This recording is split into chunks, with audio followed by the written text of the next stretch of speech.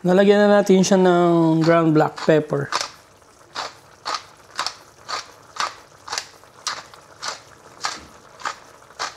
Napapansin nyo, medyo nabawasan na yung sabaw natin.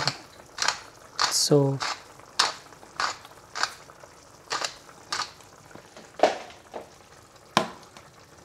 ilalagay na natin yung ating sitaw.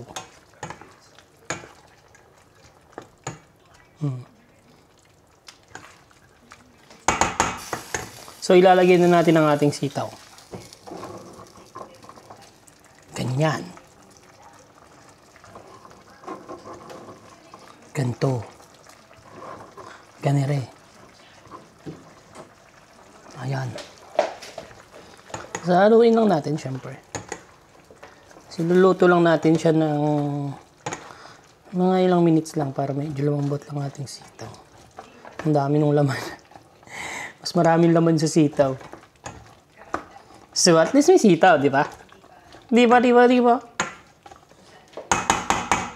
Matatawag pa rin siya ang daon mong sitaw. Kahit puro laman.